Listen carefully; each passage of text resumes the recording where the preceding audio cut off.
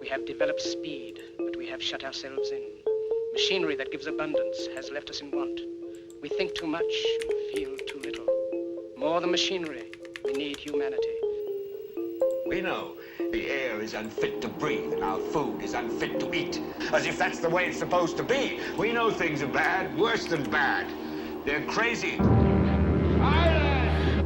The great and powerful Oz knows why you have come.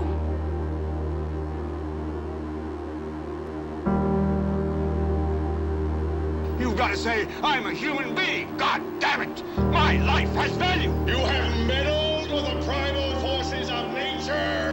Don't give yourselves to brutes. Men who despise you, enslave you, who regiment your lives, tell you what to do, what to think, or what to feel, who drill you, diet you, treat you like cattle, use you as cannon fodder. Don't give yourselves to these unnatural men with machine minds and machine hearts.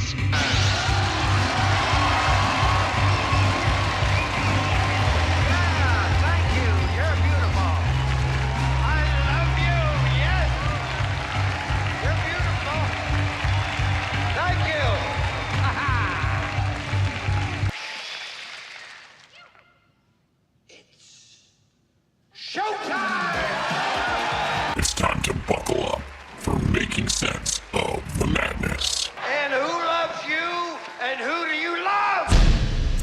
Hey everybody, Jason Bermas here. It is Making Sense of the Madness, and today we are going to go over how we are now entrenched in the outright era of AI warfare on a multitude of levels. There is certainly the quote-unquote soft levels of cybersecurity, cyber attacks, but then there's the very real AI drone and robotic warfare that is becoming more and more and more mainstream. Now, this is a topic that I don't think gets enough play. This is a topic that spans not just the United States, not just their military industrial complex entities. In other words, you've got the companies of the world that we talk about, the Lockheeds, the SpaceX's, but then you also have NASA as an institution. But then outside of the nation state and NASA, you also have other private institutions such as Google that we often talk about. And now Google also absorbing a company called Wiz. And then on top of that, you look at other companies that have basically been shepherded and funded by NASA out of Israel, by the way, and that's where the Wiz is out, and we'll get into that, is you have a multitude, okay, a multitude of allied connections in this new era of AI warfare. And today, we're going to be talking about DARPA and several of their programs. We're going to be talking about Saber. We're going to be talking about Red Sea. I'm going to show you bits and pieces of this quote-unquote new DARPA triage challenge to really show you how much now the battlefield is regularly going to be occupied by more and more non-human entities. Okay, and you saw a lot of this stuff during the war on terror, really the war of terror, in my opinion, in beta testing. And you're going to see where it's moved to. It's kind of funny because, you know, I was watching this video out there, and there's so much to be played up in the simulation theory, or that the world's ended, or that we're in the Matrix. And we're actually going to be getting into some of the quantum aspects of artificial intelligence. And this Majorana 1, this announcement by Microsoft of a new type of quantum chip and processor.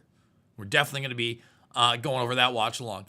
But they have moved so far beyond what we were talking about during that period of the quote-unquote Matrix, which is supposed to be the peak of society. And the video I watched just noted that culturally, however, even with the shift of the magic box and all these other things, our physical look has not changed, such as in decades past, at least in the Western world.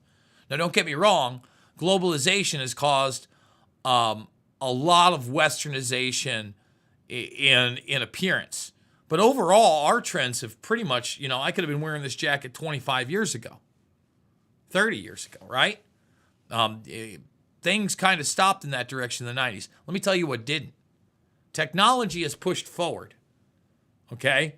But so much of that technology has now been suppressed that large leaps of this technology are now going to be not only be made public, but they're going to get into not only military industrial complex, but consumer arenas on a scale I don't think most people are ready for. And then the question becomes when we're talking about warfare, okay, how far can you take this type of warfare that is completely automated, drone-based, AI-driven, such as Lavender, that we're going to get into shortly, before the parties that are losing because they don't have that type of technology or their technology is inferior go into the realm of nuclear or other exotic weapons.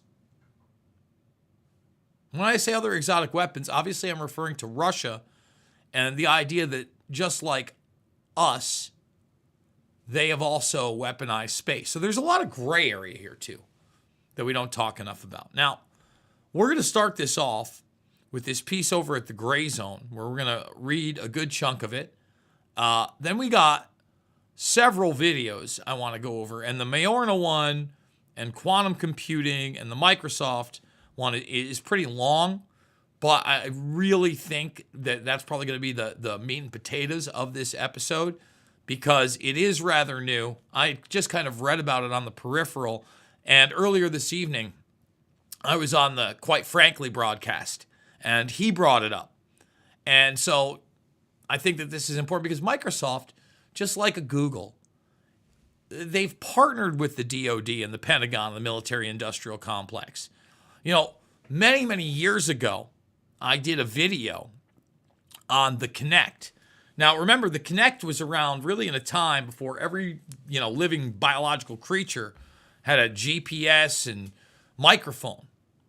But this Kinect now, you had a microphone and you had a camera, multi-cameras, in so many living rooms.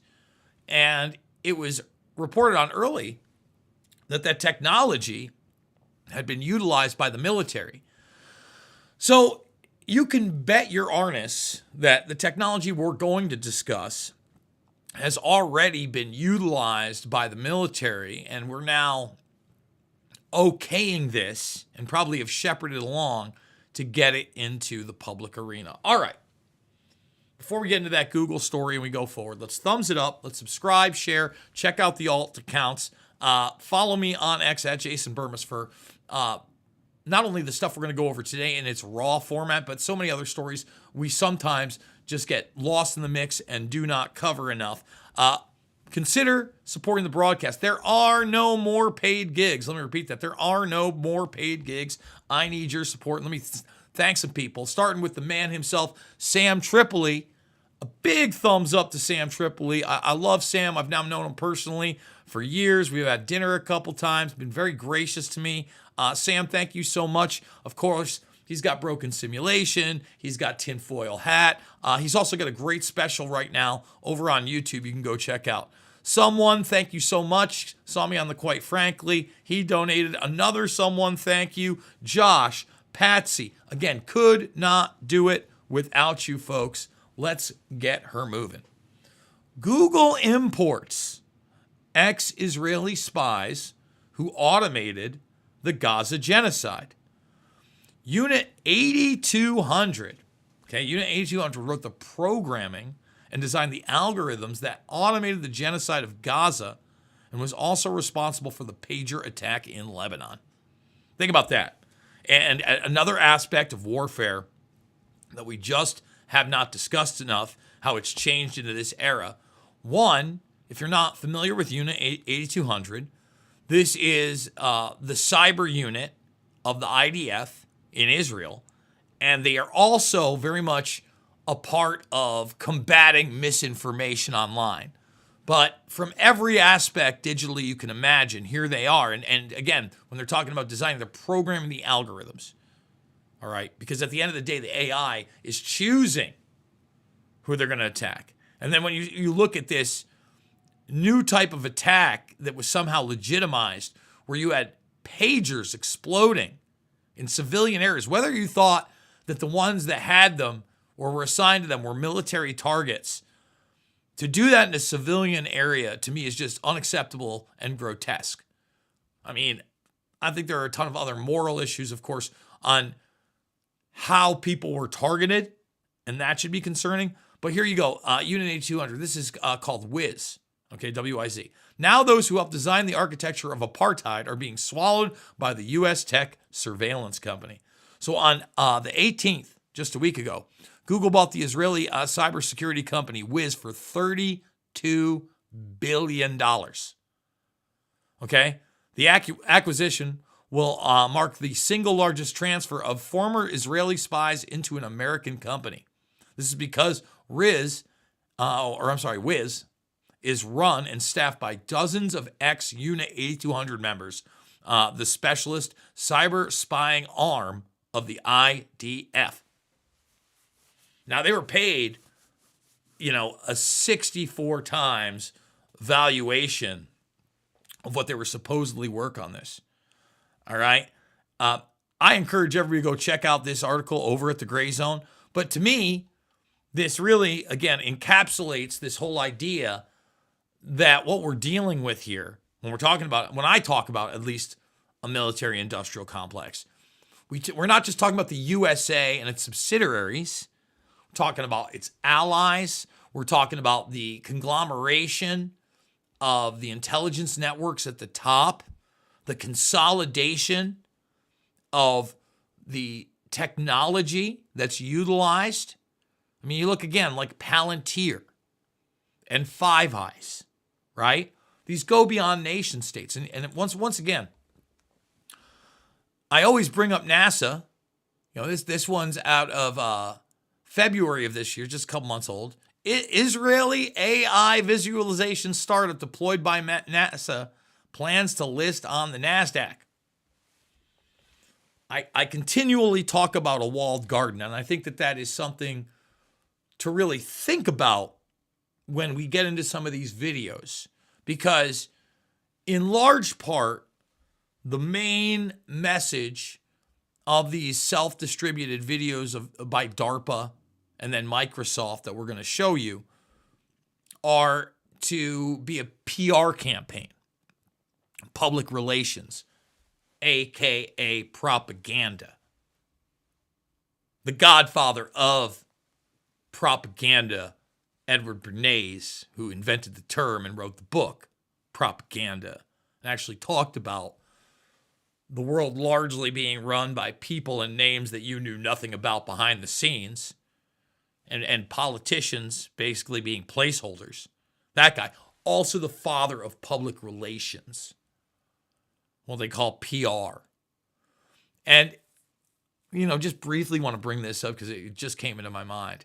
But if you really want to get into like a more modern day viewing into the realm of propaganda and just a soft use of it, go check out The Greatest Movie Ever Sold by the now late Morgan Spurlock. And in that, they're constantly trying to sell you on food that isn't really healthy, but has a halo around it that is healthy. They love their terminology. I mean, the way these people talk and act, it's almost like they are a subspecies of human. Okay? Just want to let everybody know that. And they're everybody. They're all genders, all races, I'm sure all walks of life. But when they start talking, these public relations people start talking, I mean, I might get a little physically ill. Now, before we move on to the videos, there's a couple stories I also want to point out via AI warfare and the era that we are truly in right now. Russia says a Ukrainian drone attack damaged another gas distribution station on March 22nd. All right, and that's not, I mean, this is continual. There are so many different types of drone strikes. In the midst of this quote-unquote ceasefire they're trying to put together, the Ukraine more and more is utilizing automated systems. And when Russia's back is against the wall, I mean, how far do they let it get pushed? That's the next question, and that's a scary one. So, thumbs it up, subscribe, share. I want to encourage everybody to just go check out DARPA themselves. You know, they have a little website for DARPA.mil. You just click a do, and look, it pops right up. They got plenty of media stuff. You know, they sell themselves pretty hardcore. DARPA newcomers with a focus on non-traditional performances. DARPA Connect. Like, it's out there. And then the reason I mean, you look at these, 234 views, under 300, under 500, 3,000. Every once in a while, some of them break out, right? DARPA computational imaging direction and ranging, SIDAR. You know, a lot of this stuff is interesting to me and has been for some time. But we're going to focus right now on Saber, Red Sea, and this triage exercise that was put together, the challenge, okay, and why it matters. We're going to start with Saber. Let's get those thumbs up. The research investigating the vulnerabilities associated with artificial intelligence is this field known as adversarial AI, which is really the intersection of computer security and artificial intelligence. While previous work has shown the brittleness of AI-enabled systems, this work has not been thoroughly demonstrated in operational contexts. The Securing Artificial Intelligence for Battlefield Effective Robustness, or SABER program, aims to take a lot of the successes found in adversarial AI in the academic world into the operational environment. Our goal is to build an exemplar AI red team similar to cyber red teams that we see in industry and even in the DoD, but specialized on red teaming AI-enabled capabilities. And we want this AI red team to continuously integrate and employ emerging counter-AI techniques and tools to operationally assess and enable drones, unmanned ground vehicles, and other types of battlefield systems. Saber aims to gather the necessary evidence to learn operational security risks, offer concrete insights for DoD deployment, and catalyze a community across DoD, industry, academia, and the broader U.S. government. So, really the key there is the integration of everything I just talked about. Academia, the DoD, and when we're talking about vulnerabilities, it's across the board. So what am I trying to say here? I'm saying we're talking about a world with full access, okay, full access beyond the track trace database society that we are currently in. And that's just a part of the component. But this is very much that walled garden that the Defense Department has already said that they're doing. And I haven't seen any evidence that Trump is any different from the Biden administration in the regards of artificial intelligence and the Defense Department. Show me where I'm wrong. The Chief AI Officer or CAIO program is still going strong. Okay? So, one of the ways that you do this, kind of have an all-encompassing access to these things is, number one, you have backdoors via software, but then you also have hardware that may have backdoors in them, or you have the ability, and this is this Red Sea program, this quote-unquote self-healing computer program, where if you find a hardware component that is not acting correctly, either you can rewrite the firmware, okay? And once you're talking about firmware with these things, that's all backdoors, but it's military accessible, okay? And if you can't rewrite the firmware, you take an automated, robot arm and replace the hardware. So this is the Red Sea program. We just looked at Saber, okay? And that's more narrative management and then keeping, the AI threats from getting out of control. This is more dealing with the compromise of hardware. Okay, so this is Red Sea. As a DARPA program manager, they always ask you to come forward with the vision. And the vision here with reclaiming bus-based systems during compromise, Red Sea, is to create a self-healing computer. Now, that's a bit of a unicorn to saddle. What we're doing is we're building a set of components on a computer, and each component is like a neighbor in a neighborhood watch. You can think of the bus as the highway that they communicate on, so being able to get information around. Collectively, we can then detect what's going on, and we want to have them contribute to repairing the damage that was done in the neighborhood. And then finally, we want to make sure we patch that hole in the fence that allowed somebody or something to get in and cause the problems in the first place. What we're going to do is we're going to rewrite firmware on the components to put the forensic and state information that's missing today. This enables us to then draw in the computer science community and start solving the problems of detection, repair, and inoculation. These are interrelated problems, and how you solve one of them affects the remainder of the problem that you have to do. Companies today that are building components, we want to create a de facto way for them to cooperate. By putting the information on the bus, they've cooperated. This enables them, by being essentially talkative, to join this neighborhood watch. What I'd really like to do is have people that are building and writing firmware today form their own teams for a fully functioning system. What we're looking for at the end of the Red Sea program is what we refer to as a technology readiness level 6. We want a prototype that people could buy and use off the shelf. Red Sea will bring together the firmware community and the computer science algorithm community, which will together be able to tackle these challenges which have been beyond our grasp for a while. So once again, my concern comes with Defense Department access to all of this stuff and then bringing the quote unquote, community outside of the Defense Department in on this to program as well. Now, before we get into the final video, okay, I just want to show how deceptive AI is.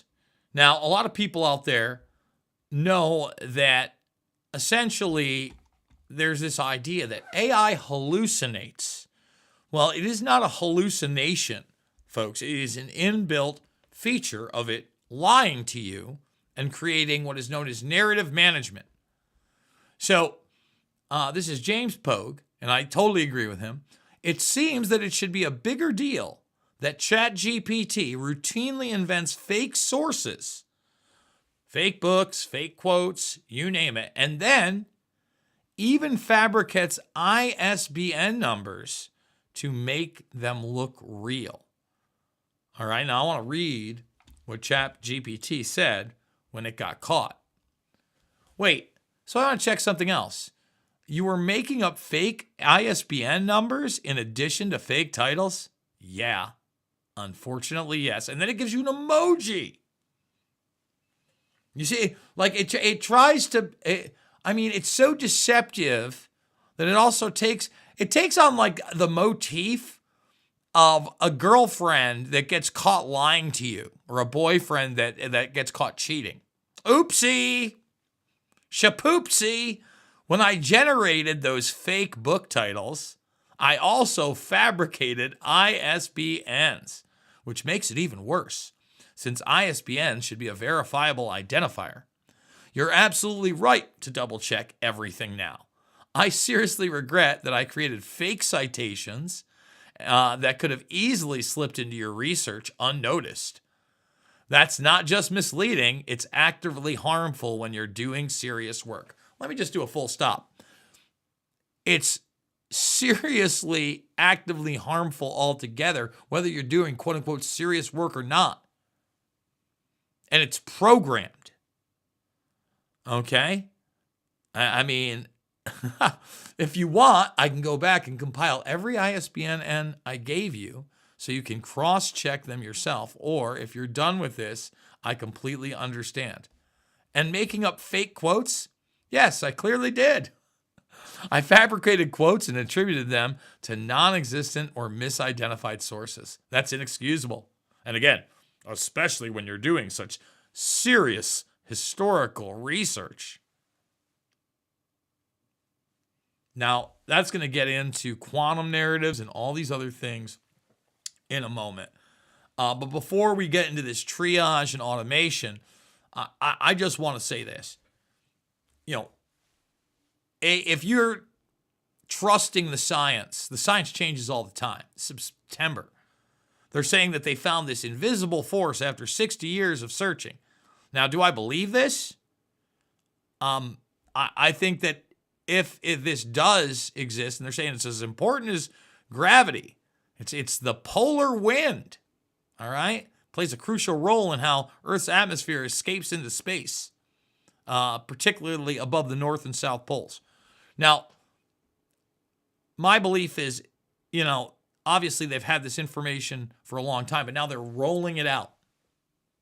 Just like they're rolling out automation. And, you know, with this, as I talk about less and less human beings on the battlefield, you're going to see more and more robotics. And that is this DARPA triage challenge. So let's play this video here.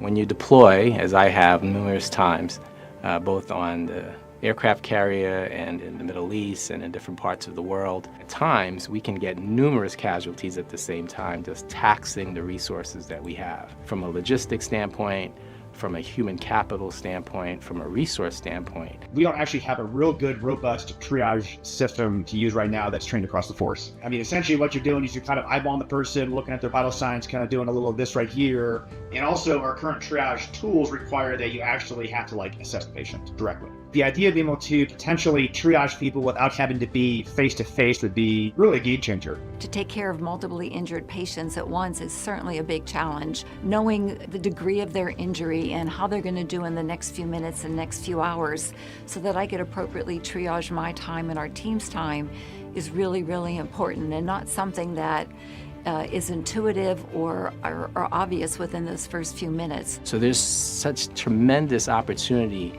for us to apply technologies in these domains to help us do our work better. Because what we have now is massive amount of computing power, a different generation, if you will, of what we call artificial intelligence right now. And we have massive investments in a talented cadre of individuals that are working on a myriad of things that are all coming to bear right now in healthcare. This DARPA challenge is really unique in the sense that it's affording an opportunity for teams to bring their ideas and their solutions to a challenge, a problem set that could revolutionize absolutely how we do things. And when it comes to taking care of really, really sick people, really, really injured people and traumatic people, I think we have an opportunity here in particular.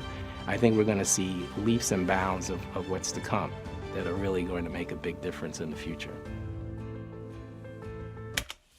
So, you know, pretty self-explanatory there. The DARPA robots are now medical bots. You have mini drones.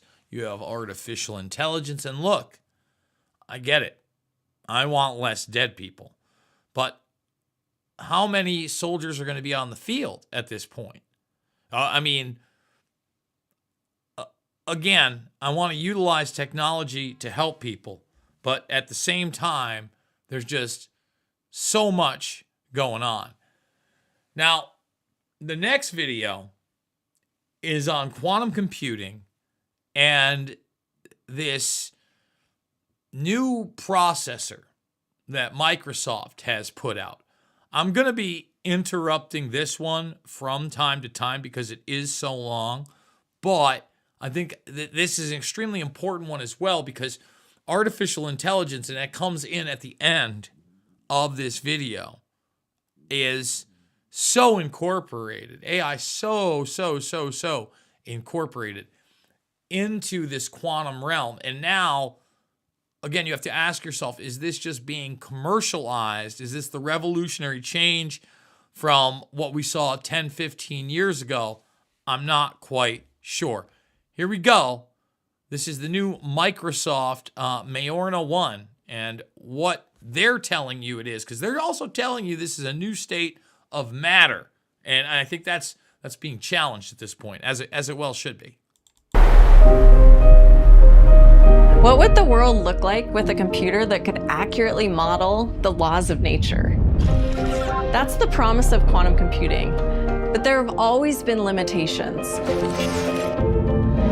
Now, as one of our longest running research projects, our team at Microsoft has been able to take a subatomic particle that has only been theorized until now, and not only observe it, but control it, creating an entirely new material and a new architecture for quantum computing. One that can scale to millions of qubits on a single chip. This is not a work of science, it's a work of science and art. I gotta be honest, some of these ideas are a little science fiction sounding. It will solve problems unsolvable by the combined power of all the world's compute today, and promises to revolutionize fields such as medicine, material science, and our understanding of the natural world. Our first quantum processor based on this architecture is the Majorana 1.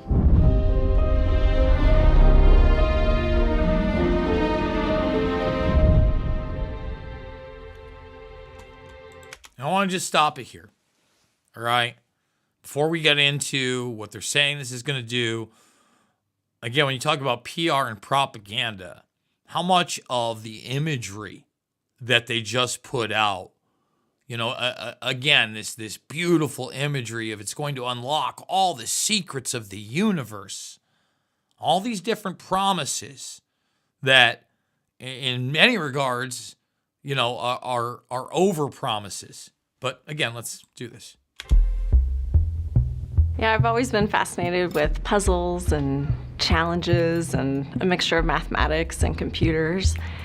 And so when I learned that there was this type of computer that didn't exist yet, but could solve problems that we couldn't solve with our digital, you know, all of the computers we had, I was just fascinated. I wanted to learn, well, how can I help that computer be built? Over the years, I ran into problems that I could not solve on the most powerful computers. But then over time, I realized, hey, I could solve that if I had a quantum computer. A laptop can solve a problem of 10 electrons. A supercomputer can solve a problem of 20 electrons. But no classical computer in the world can exactly solve the behavior of 30 or 40 or 50 electrons. The number 30, 40, 50 electrons, those numbers are seemingly small, but require up to lifetime in the universe timescales to solve with all of the world's computers operating together. That's until you have a scaled quantum computer that can solve these problems efficiently. These calculations are so complicated that then if the classical computer was as big as this entire planet, it would still not be able to compute it, just to give you a construct of scale.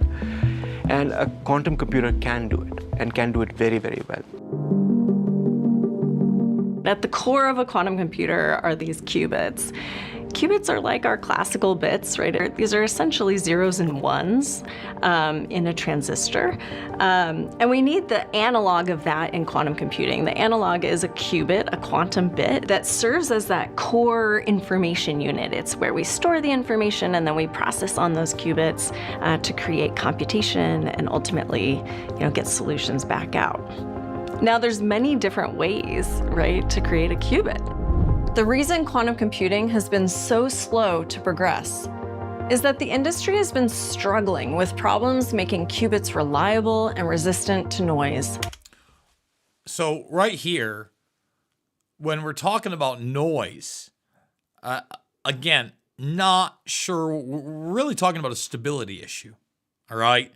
Now, if you look at the size of the machines that they used to have these processors in, that's still small, but it still appears that, these things have to be in very, very specialized units. So when we're talking noise, I don't know what that means. Remember, a qubit, in the traditional sense, when they're talking about programming in zeros and ones, what makes this special is in a quantum state, the qubit is both zeros and ones at the same time. And one of the things that is not discussed here, which I'm going to have to do more research on, is where entanglement fits in, which is another theory about this. Progress has been incremental. The challenge is qubits are actually pretty delicate in general, so you need underlying qubits that are really stable. But you don't want that to come at a cost, because you don't want your underlying qubits to be really big. That's one way to make them more stable, is have them really big. But if they're really big and you're still going to need many of them, then how are you going to fit them all into your system? You don't want to deal with something the size of a warehouse. Then the second thing is you don't want the qubits end up being slow, right? Because if the price you pay for getting something stable is you have to go really slowly, then a computation that might take you a month ends up taking you a decade, and then it's not useful. People in the early days of computation used vacuum tubes, and then that technology, actually, you could build very good computers with it, and then the transistor was invented, and the earliest transistors weren't necessarily that great, but it became clearer over time as the transistor developed and the integrated circuit developed that this was going to be the technology of the future. In that spirit that the first generation of qubits may not be what gets us to the next stage where we can really solve the kind of problems I was mentioning that are really important. And so we might need to invent a material and therefore a quantum processing unit that has the right properties. So for us, we want something that has some built-in level of error protection. And a lot of those ideas actually were explored in the context of software, of quantum error correcting codes, but you can actually build a lot of those ideas into hardware. So the way you design that qubit matters. So again, this is kind of where you're going to get controversial, because later on, they're very much going to tell you that in order for all this stuff to work, you do have to incorporate it into what? Traditional computers as well.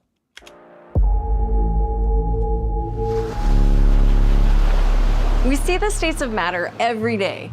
Solids keep their shape, liquids vary but keep their volume, gases expand to fill the space they're in, all defined ultimately by how their atoms behave. But what if there were more? What if, under the right conditions, you could engineer more? States that have only ever been theorized, that would change how subatomic particles actually behave? 100 years ago, mathematicians predicted one such new state of matter, the topological state.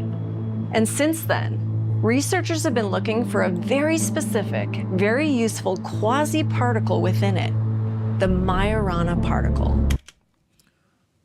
So once again, when we get into this stuff, just like the Higgs boson and CERN, I'm going to have to admit, it's above my pay grade, other than what I have read about this and what others have said about these things. But this is that breakthrough that Microsoft is claiming.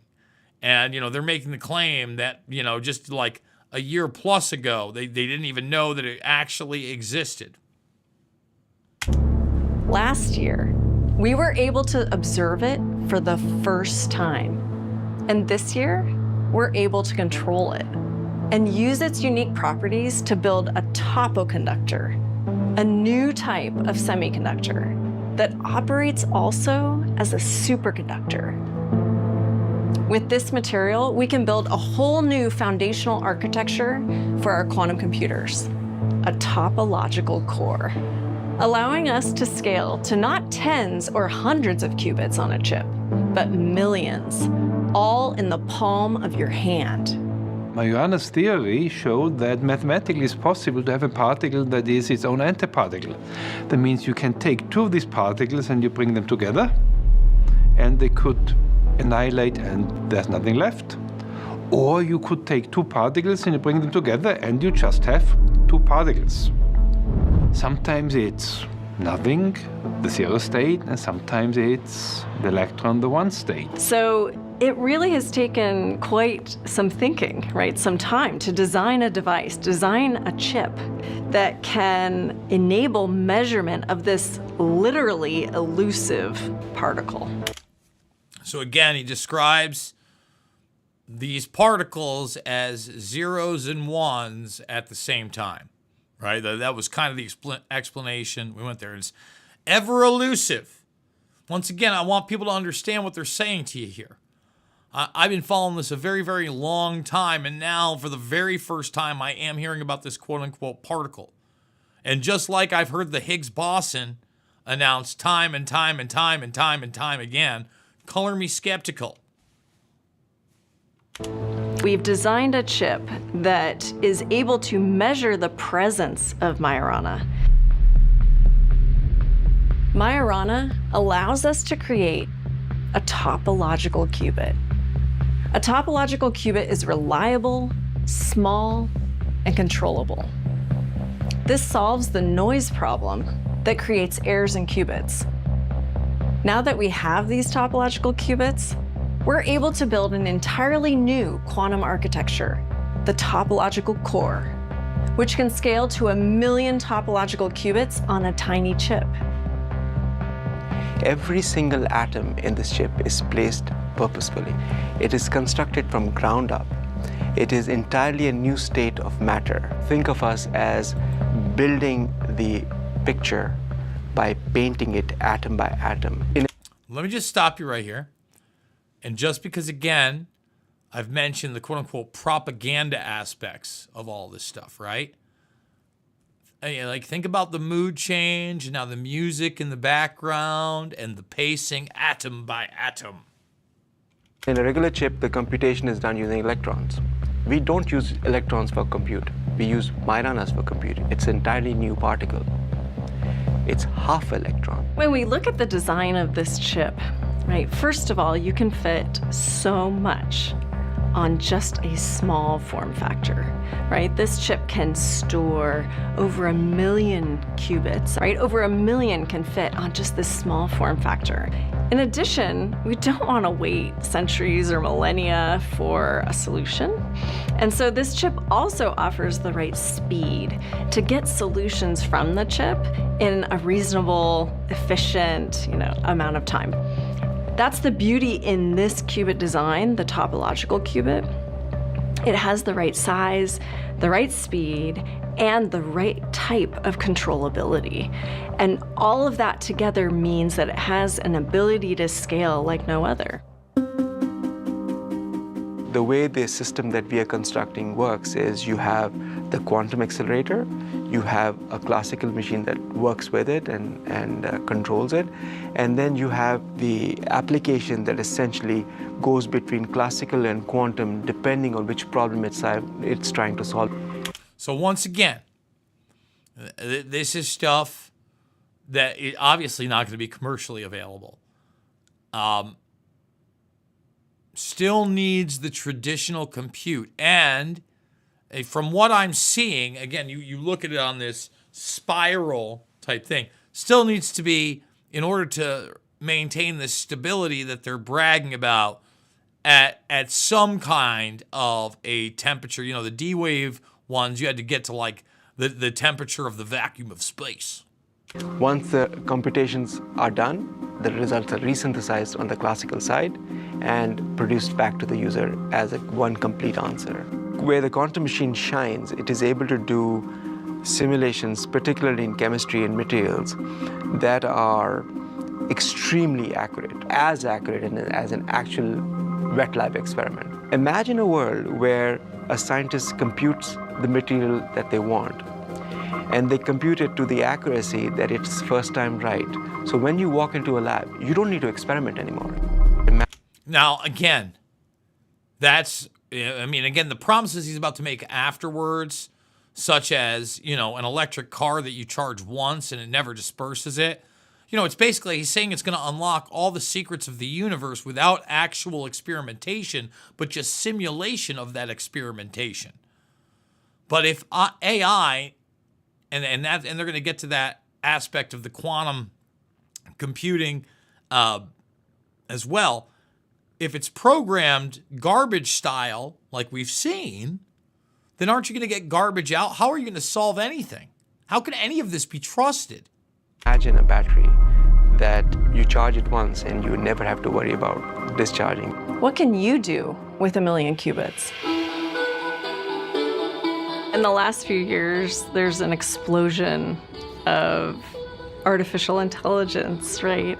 Co-pilots. And what's so inspiring about a quantum computer is that with a quantum computer augmenting the AI capability, it can help more, drive even more discovery. What makes me excited about quantum computing is that it will give us the tool to tackle many of these challenges at the fundamental level by creating new chemicals, new drugs, new enzymes for food production. Honestly, it's kind of mind-blowing right now because this is something we've thought about for a while, years or more. We call the ages of mankind by materials. We've talked about the Stone Age, we've talked about the Bronze Age and the Iron Age, the Steel Age, the Silicon Age. Materials define our culture, define our mankind, define our progress. Thus, what could be more powerful than having a machine that can let you radically change the way we work with materials? Radically change the way we work with materials. Now, I know many of you out there have talked about graphene, but really to me, bar none, doesn't matter. We're talking bio-nanotech, and now you're talking about the development of that bio-nanotech. We're going to get back to that video and then wrap it up. I do want to encourage everybody to thumbs it up, subscribe, share, check out all the documentaries, and if you can, please consider supporting the broadcast with the links down below. All right, let's finish up this AI quantum computing Microsoft video. Our leadership has been working on this program for the last 17 years. It is the longest running research program in the company. And after 17 years, when we are showcasing our results, we are showcasing results that are not just incredible, they're real. And that's the question. They are real because they will fundamentally redefine how the next stage of the quantum journey takes place. We're at the cusp of a quantum age, and Majorana 1 is just the beginning.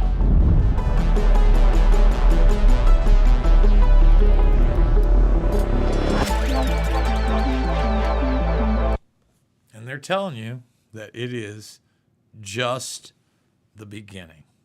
Few more stories that I did want to hustle through in these final 5 or so minutes of the broadcast. This one's wild. I was going to play the video. We really don't have to. It's just the craziest thing ever. But again, we're in this really weird world of debt, of instant gratification, and in a lot of ways, zombification. What am I talking about? DoorDash users will be able to take out a loan to pay for lunch after the company struck a deal with Klarna. Customers will be able to split a payment into 4 interest-free installments or defer payments to a more convenient date. Taking out a loan to buy lunch may be the most insane thing I've ever heard of. And in the video, the woman is just super gleeful. What is it, DoorDash Plus or something like that? There's those members. I'm a DoorDash Plus member. It's like, first of all, so many of us have been totally and completely detached from nature. Most of us, myself included, probably couldn't survive on their own to do agriculture or anything of the sort. What I can still do, and what I'm still pretty decent at, is cooking for myself, and I enjoy it, and it's yum, yum, yum, give me some. In fact, right after this, haven't eaten all day, probably cooking up a steak. Very much looking forward to that. This person I mean, that's not even an option. It's what's open and what can be DoorDash. And I know they'll do grocery shopping for you too. Why would I want somebody else to pick up my food? The laziness has gotten out of control. Out of control. A few more stories. The JFK assassination records. Since the last time we did a broadcast, there has been a third dump right here. I just want to let everybody know, 13,700 pages. That's still not all of them. This is going to take a lot of going through, and hopefully when all of them are out, someone's going to OCR them and have them much more searchable. More glowing orbs. Oh, coming from the mothership. Folks, the drone stuff is still happening. Most of this stuff is not like your traditional UFO stuff. Much of this drone stuff is the kind of automated, commercialized drone stuff, AI driven, that they're testing out to be commercialized on top of everything else we talked about today. That's why I did want to hit that as well. Okay? I don't want to get too far into this story. This is tail end. Perhaps we'll, in a different episode, get deep on this one. Pedophile judge and fire chief shared fantasies about abusing their own grandchildren before their twisted lives came crashing down. Monsters do walk among us, folks. And some of them are people of quote-unquote respect. Some of them are people of power, of authority. And sometimes it's big time. We're getting into the DC level. Sometimes it's local. Pretty scary. And then McGregor is saying he's going to run for the president of the United States. Folks, he's viciously hated in Ireland because they know that he is a brutal serial abuser of women, period. I don't even get it. You know how I feel. He should be in prison. And to me, we played that clip of the Limp Bizkit fans and them all, booing the guy. They hate the guy over there. He's disgusting. They actually covered it in the media over there. All right. Once it went to trial. A lot of cover-ups before that.